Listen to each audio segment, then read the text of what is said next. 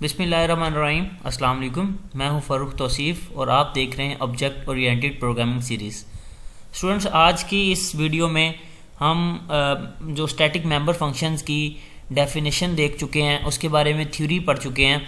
जो अपने previous video में थ्योरी की सूरत में डाटा लिया था, उन सब चीज़ों को प्रैक्टिकली इम्प्लीमेंट करके देखेंगे और देखेंगे क्या जो हमने थ्योरी की सूरत में नॉलेज लिया था क्या वो वेरीफाइएबल है, क्या उन चीज़ों को हम प्रैक्टिकली इम्प्लीमेंट कर सकते हैं। तो इस पर्पज़ के लिए मैंने एक प्रोग्राम आपके साथ अभी शेयर करता हूँ। एक सिंपल सा प्रोग्राम मैंने बनाया जो कि मैंने थोड़ी सी इसकी डिस्कशन, इससे मिलती जुलती डिस्कशन एग्जाम्पल थ्योरी में भी की थी, लेकिन ये थोड़ी सी डिफरेंट एग्जांपल है। बेसिकली मैं स्टार्ट लूँगा, आपको बिल्कुल सिंपल लेवल से स्टार्ट करूँगा और उसके बाद चीज़ें मैं ऐड करता जाऊँगा, मॉडिफाई करूँगा ताकि आपको स्टैटिक मेंबर फंक्शन की प्रॉपर समझ आ जाए। तो स्टूडेंट्स, स्टार्ट करते हैं आज का practical session. Pre processor directives add किए हैं, हेडर फाइल्स वगैरह ऐड किए हैं। उसके बाद हमने एक क्लास जनरेट की डेमो के नाम से। ठीक है, एक क्लास है जिसका नाम हमने डेमो रखा है। उसके बाद हमने दो स्टैटिक टाइप के डाटा मेंबर्स लिए जिनका नाम x है और एक का नाम y है। और तीसरा एक डाटा मेंबर मैंने सिंपल डाटा मेंबर या नॉर्मल डाटा मेंबर लिया जिसको स्टैटिक आप नहीं कहोगे, ये सिंपल या नॉर्मल डाटा मेंबर है। और इसकी वैल्यू इनिशियलाइज करवाई 30 के साथ, इसकी वैल्यू 30 है। और अब एक मेंबर फंक्शन लिया और एक सिंपल मेंबर फंक्शन है, ये भी स्टैटिक टाइप का नहीं है। अभी मैं आपको स्टैटिक के मेंबर फंक्शन के बारे में नहीं बता रहा हूँ, जस्ट आपको सिंपल एक जो प्रीवियसली हमने मेंबर फंक्शन यूज़ किए थे उसी के थ्रू पहले एग्जांपल बताऊंगा, उसके बाद आपको स्टैटिक मेंबर फंक्शंस की तरफ लेके आऊँगा। तो ये जो मेंबर फंक्शन है, सिंपल मेंबर फंक्शन है, इसने ये काम परफॉर्म करना है। इसने वैल्यू ऑफ x को डिस्प्ले करवाना है, वैल्यू ऑफ y को डिस्प्ले करवाना है और वैल्यू ऑफ z को डिस्प्ले करवाना है। ठीक है, हम क्लास से बाहर आते हैं और यहाँ पे हमने जो हमारे स्टैटिक डाटा मेंबर्स थे उनको इनिशियलाइज़ करवाया हुआ है। उनको आप इनिशियलाइज़ करने का प्रोसेस आपको पता है कि हम किस तरह से करते हैं। स्कोप रेजोल्यूशन ऑपरेटर का यूज़ करते हैं, स्टार्टिंग में डाटा टाइप लिखते हैं, उसके बाद उस क्लास का नेम लिखते हैं जिसके अंदर हमने उनको डिक्लेयर किया होता है और उसके बाद उनकी जो वैल्यूज़ हैं वो हम ऐड कर देते हैं। और ये भी हमें पता है कि अगर इनकी वैल्यूज़ यहाँ हम कोई भी ऐड ना करें तो ऑटोमेटिकली इसकी वैल्यू 0 होगी।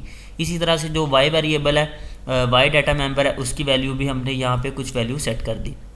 उसके बाद मेन फंक्शन पे आते हैं और मेन फंक्शन में हमने एक ऑब्जेक्ट क्रिएट किया OB नाम का जिसकी क्लास डेमो है। ठीक है, डेमो क्लास को यूज़ करते हुए हमने एक ऑब्जेक्ट क्रिएट किया और इस ऑब्जेक्ट में हमने क्या किया, इस ऑब्जेक्ट ने इस फंक्शन को कॉल किया। ठीक है, चूँकि ये एक सिंपल फंक्शन था, मेंबर फंक्शन सिंपल था, प्रिंट जो था एक नॉर्मल मेंबर फंक्शन था, उसने इसको कॉल किया। जब आप इसको कॉल करेगा तो इसने क्या काम परफॉर्म करवाना है, इसने ये वाला काम परफॉर्म करना है। इसने x की वैल्यू को डिस्प्ले करवा देना है, जैसे कि यहाँ पे मैंने आपको दिखाया था।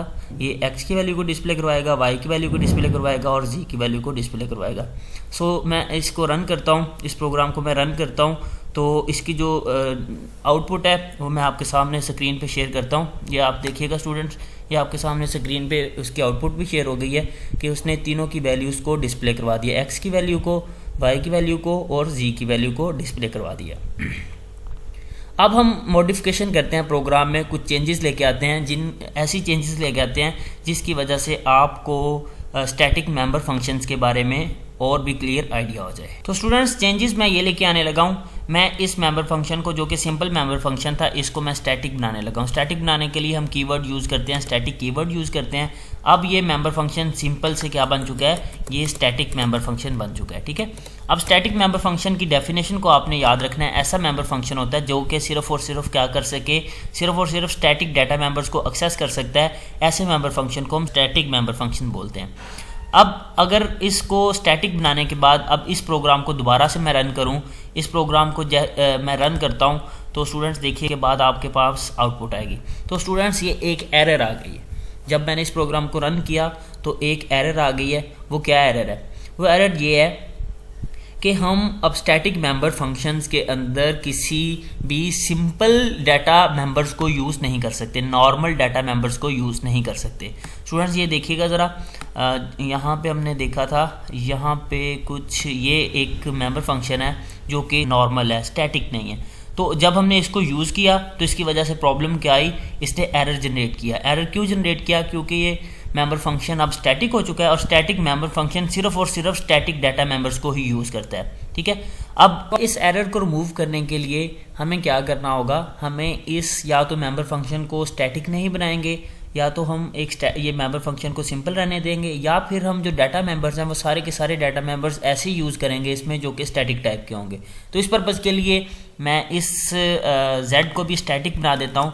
ये मैंने इसको स्टैटिक बना दिया है, और चूंकि इसकी स्टैटिक बनाने के बाद इसको इनिशियलाइज आप यहाँ पे नहीं कर सकते, आपकी इनिशियलाइजेशन उसी तरह से होगी स्कोप रेजोल्यूशन ऑपरेटर के थ्रू। तो इस टाइप की आपकी यहाँ पे हम इसको इनिशियलाइज करवाएंगे। इस पर्पज़ के लिए उसकी डाटा टाइप लिखेंगे, उसके बाद उस क्लास का नाम लिखेंगे जिसके अंदर हमने इसको यूज़ किया है। उसके बाद स्कोप रेजोल्यूशन ऑपरेटर आएगा, उस डाटा मेंबर का नेम आएगा जो कि स्टैटिक टाइप का है, z है उसका नेम, और उसको कुछ वैल्यू इनिशियलाइज करवा देते हैं। फॉर एग्जांपल हम इसको 30 वैल्यू इनिशियलाइज करवा देते हैं, ठीक है। तो अब हमने कुछ चेंजेस कर ली। अब इन चेंजेस के बाद हम इस प्रोग्राम को दोबारा से रन करके देखते हैं क्या ये प्रोग्राम रन होता है। तो इस प्रोग्राम को रन करने के बाद ये आउटपुट मैंने आपके साथ दोबारा से शेयर की, तो इसने अब आउटपुट क्रॉसपॉन्डिंग आउटपुट्स दी, इस वजह से क्योंकि अब सारे के सारे x भी, y भी और z भी तीनों की तीनों डाटा मेंबर्स के हैं, तीनों की तीनों डाटा मेंबर्स स्टैटिक टाइप के हैं। इस वजह से इस मेंबर फंक्शन ने एग्जीक्यूट हो गया। अब थोड़ी सी और चेंजेस करूंगा, थोड़ी सी और मॉडिफिकेशन लेके आऊँगा, जिससे आपको मेंबर फंक्शन की एक तो डेफिनेशन अब फुलफिल हो गई। एक डेफिनेशन ये थी ऐसे मेंबर फंक्शन जो कि सिर्फ और सिर्फ स्टैटिक टाइप का डाटा यूज़ करते हैं, स्टैटिक टाइप के डाटा मेंबर्स को यूज़ करते हैं, उनको हम क्या बोलते हैं, उनको हम स्टैटिक मेंबर फंक्शंस बोलते हैं। दूसरी डेफिनेशन मैंने ये बताई थी कि हम स्टैटिक डाटा मेंबर्स को, स्टैटिक मेंबर फंक्शंस को बगैर ऑब्जेक्ट बनाए भी हम उसको यूज़ कर सकते हैं। यहाँ पे तो हमने इसका ऑब्जेक्ट बनाया था, तो ऑब्जेक्ट के साथ हमने उसको यूज़ किया था। हम इसको ऑब्जेक्ट के बगैर भी यूज़ कर सकते हैं, तो उस पर्पज़ के लिए मैं थोड़ी सी मॉडिफिकेशन और करूँगा इसमें। तो स्टूडेंट्स मज़ीद चेंजेस हम ये करेंगे कि अब हम इस को यूज़ करेंगे, इस मेंबर फंक्शन को यूज़ करेंगे विद आउट ऑब्जेक्ट। पहले हमने यहाँ पे ऑब्जेक्ट बना के इसका यूज़ किया था।